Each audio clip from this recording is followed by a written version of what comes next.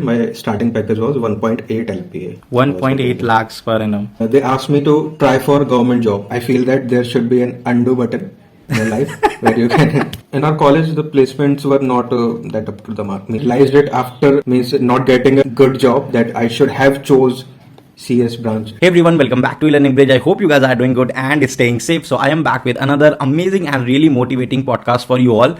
And in today's podcast, we will be having a conversation with Sameer, who actually started his professional journey with just 1.8 lakhs per annum salary, and that too as a manual tester. And now he has actually moved into software engineering with a really great salary, which is somewhere around 12 lakhs per annum. So this podcast will definitely inspire you if you are stuck in such kind of job profiles where you are not enjoying and want to make a switch into software engineering. And this transition from manual tester to software engineer wasn't that easy for Sameer. So in this podcast, he will share everything with you, his life challenges, his career related challenges, and how he moved from testing to software engineering, all secrets, preparation roadmap, everything. So make sure to watch this podcast till the very end, and you can let me know in the comment section if you are also stuck in such kind of job profiles. Mention your current job profile and the target job profile where you want to make a switch. And if this podcast even motivates you 10%, then you can help me to motivate other folks as well by liking this video in really big numbers.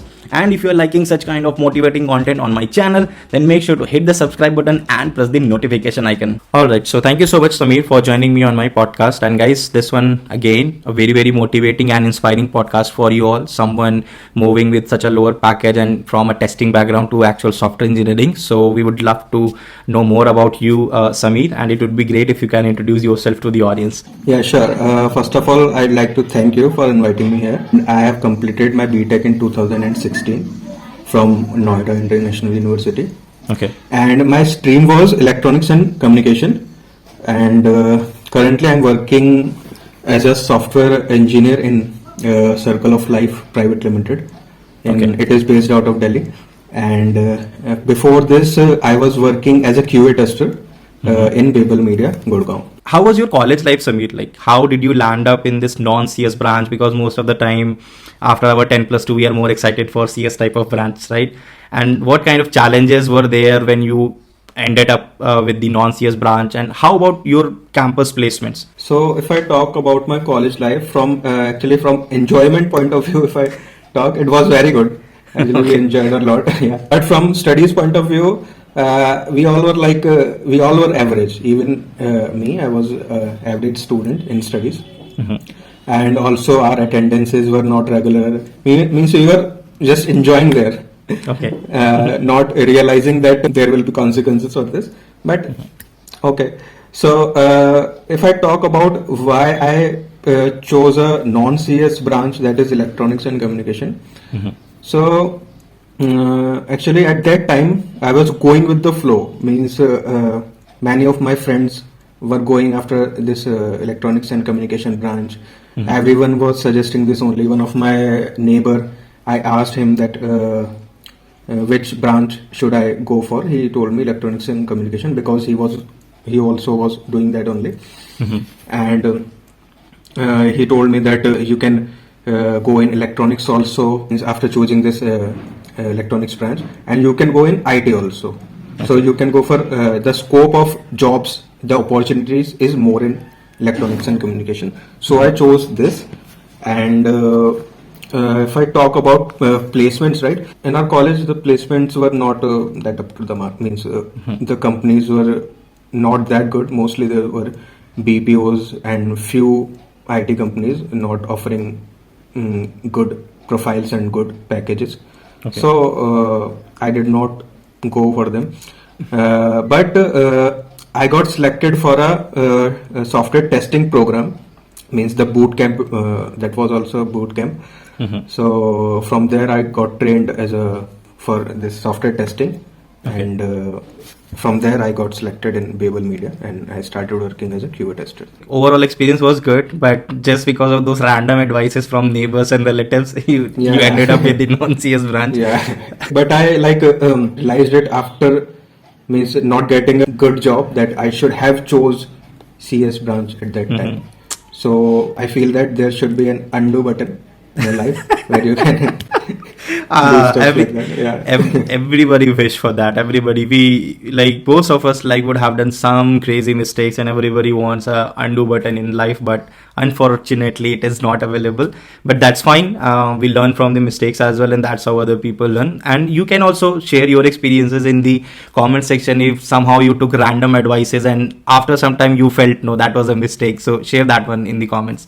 So moving on to next question, Sameer, and that is like you started your career as a tester, and so you little bit talk about how did you get your first job, and I'm more interested to know like what was your package when you started your first job, and specifically why did you choose testing profile? Intentionally it was or unintentional? So as I told you that I was in a training program after my college. I was getting trained for software testing and for software development as well. Okay. And for software development, they were the technology they were teaching was Java and this SQL. And for testing, they were like manual testing and automation as well. So I found Java very difficult. Means there were many concepts like object-oriented programming, encapsulation, polymorphism, these tech jargons. I was like, means I can't do this. So I chose that I'll go for testing as it is easy. And in testing also, I went for manual testing because I found that it is means interesting and easy as well. So I chose that testing part. And yeah, so as you asked that, I chose it intentionally. Yes, I chose it intentionally because I found that easy. So you were like more into your comfort zone, and that's why like you just wanted some easy peasy things and ignored development, ignored automation testing, and just picked the manual testing part. Yeah, cool. And that happens, right? And no harm in it, right? Everybody thinks about the easiness or something, so that's completely fine. And what was your starting package, Sameer? So it was means what I was expecting. It was up to that only. As a fresher, I was expecting like 15K or something, and it was around that only. My starting package was 1.8 LPA. 1.8 lakhs per annum. Yeah. Per annum, wow. Even ideally, if you go for mass recruiters like Infosys, TCS, right? They even just pay double of it, right? As a fresher, and that's again completely fine. The situations you were passing through and some random thoughts and a comfort zone. And I hope you would have realized these things at a later point of time, your mistakes, and then you would have improved. Yes. Exactly. And that's what we will talk about. So now, Sameer, you have moved from testing profile to software engineering in a like healthcare company with a really good package. So first thing I want to know, how did you get that kind of motivation? And next important thing, and that will be helpful for the audience as well, how did you get the proper path for this career transition? How did you get the proper guidance? So actually, when I was working as a QA tester, I wanted to switch, right? So as both of my parents were in government jobs, they asked me to try for government job first before means trying anything else. Okay. So I left my job, then I started preparing for SSC CGL, and I gave many attempts, but that did not work out. Okay. So means from very little margins in cutoffs, I was lagging, and then finally when I got tired of that, when I got tired of trying, I started looking for opportunities in IT sector again. Okay. So one of my friends suggested me. He actually shared a YouTube video that was describing a boot camp that was providing training, and that was FunctionUp actually. I thought that okay, I'll try this. If it doesn't work out, I'll try something else. So because they were not charging any fee upfront. So first let me tell you a bit about FunctionUp. So what FunctionUp is, FunctionUp runs advanced coding placement bootcamp, and they provide 100% assured placement. Package they are offering means they were providing is minimum 5 lakhs and maximum 40 lakhs. And they are providing 4 months of training and training for this software development. Okay. The stack they were using is JavaScript, MongoDB, Node.js, and they are not charging you anything until you get a job, and job minimum 5 LPA. The point that attracted me was you don't have to pay anything upfront, right? Only you are paying when you are getting placed, and minimum 5 LPA. Below that you don't have to pay anything. So that sounded very interesting to me. I applied for that, And one more thing was there, they are providing jobs in UK, US, Singapore also. And from 18th of October, my batch started. In starting, it was very rigorous training. Training was very, they are training very rigorously. Means you can't just be in comfort zone. If you are in comfort zone, they'll give you something else which will make you uncomfortable. Because according to them, yeah, they think that if someone is going in comfort zone, we should pull him or her out of that comfort zone and should get him or her working. Means in starting it was a bit difficult for me to learn these languages, but gradually I got to know it's not all about talent, it's all about hard work also. Correct. So I worked hard there, and finally I got a job as a software developer in circle of life. So this is great. So any of you have similar sort of a story? You just took a break from IT again, just reworked on yourself, right? Got some skills, and again switched into the software development, IT industry. So you can let me know in the comment section, and how was that experience? So what kind of challenges were there in front of you while making this career switch, right? And how did you tackle it? Because based on the previous questions, it looks like there were a lot of challenges in front of you, be it your comfort zone, be it your past background, testing background, which was not into the development and all. So I'm interested to know those challenges and how did you tackle it? So actually I have also faced many challenges while switching. So earlier, as I told you that I was a QA tester, there was nothing related to coding, right? We were not working on any language. We were simply testing the functionalities, front ends, UIs, and so on. So the main challenge was to learn a language from very scratch in just 4 months. Means I was there in the placement bootcamp for 4 months. So this was a challenge. Means in very short span of time, I have to learn a lot to make this switch.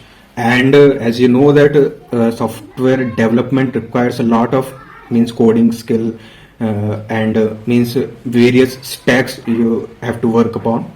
So that was really challenging for me. There's a lot to learn, but deciding what to and what not to is important.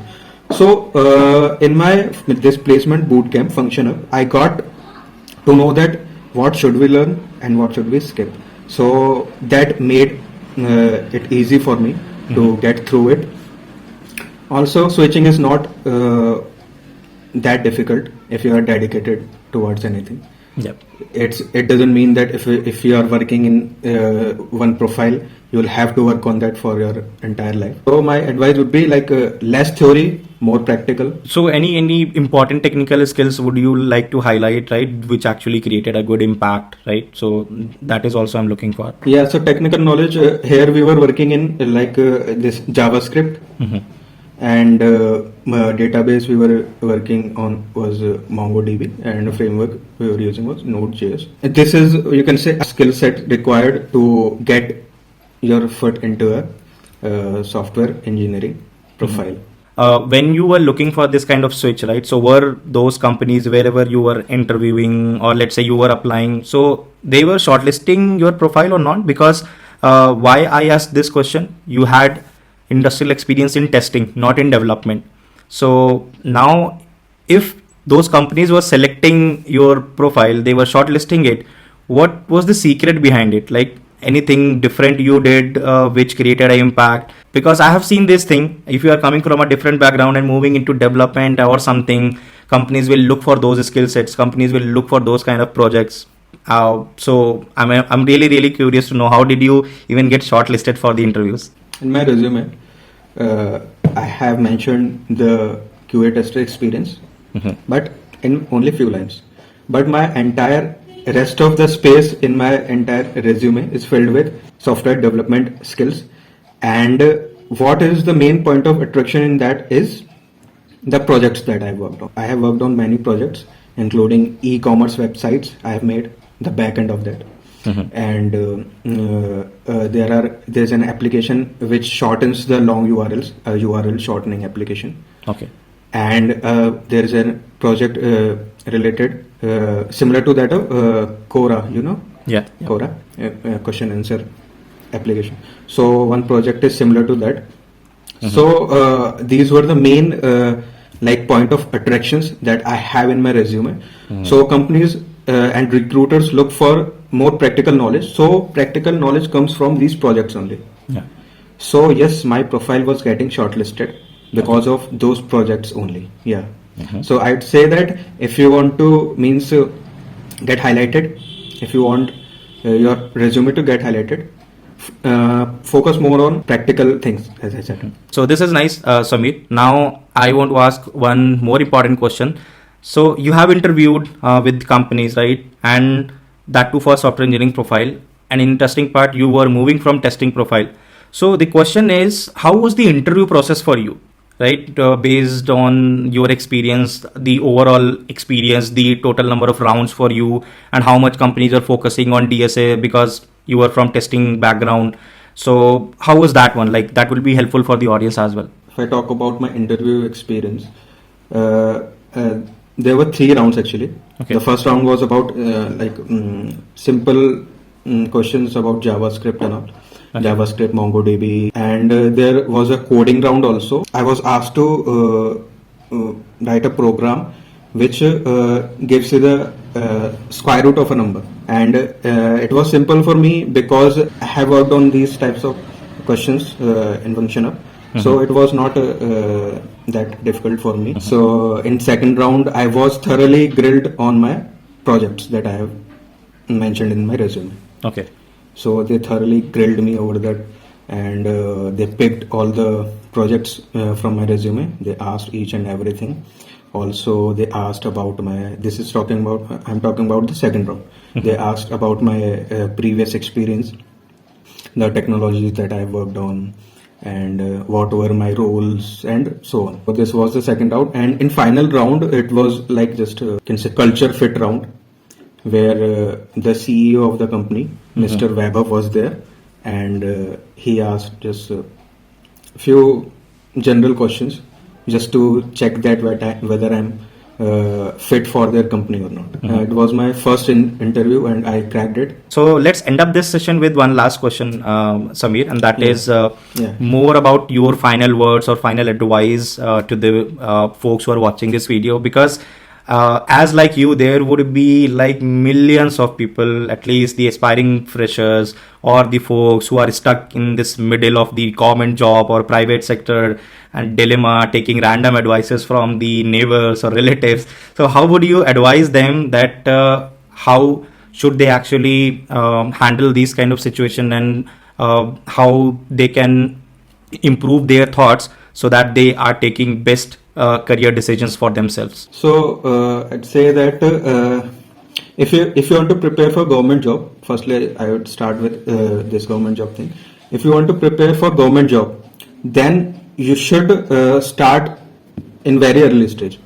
Means because it takes time actually. So if you are choosing it in the later stage of your career after quitting your job, as I did, so I won't recommend that. Okay, if you are going for government job, prepare in very starting early stages of your career, means after 12th or something you can start. Then if I talk about IT jobs, like if you're, as I was in testing, so if you're going for testing, you can start with manual testing. Then within few months or like within an year, you have to upgrade yourself. Means you can't just stick to this manual testing only. You have to upgrade yourself and move to automation. Then from there you can move to or more advanced testing. And if you want to switch from this testing to development, it will be difficult, but it is not impossible. Everything is possible. You can choose your career options. It's up to you, but don't switch here and there randomly. Just decide where you have to go. Decide your goal first, and then move forward. Don't move forward, then decide your goal.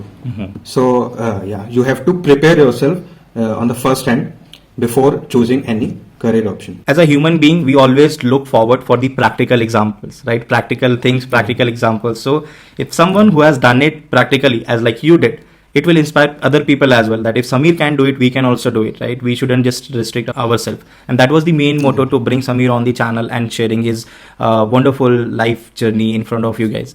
So that's what we had for this conversation. It was really fantastic, really informative, really motivational. And you guys can also share your thoughts in the comment section. How did you feel about this podcast, and did you get that level of motivation or not? And you can even put a date, something, right? From this date I commit, after a few months I will be switching to software engineering or something. Just decide your goal and put it in the comment section. So thank you so much, Sameer, for joining us on this podcast. It was really fantastic. Thank you, Shashank. Thank you so much. Make sure to like this video in really big numbers and share your thoughts, opinion in the comment section. And if you're new to my channel, then make sure to hit the subscribe button and press the notification icon. I will see you guys in the next week with another amazing podcast. Till then, just stay safe, stay home, take care of yourself and your family too.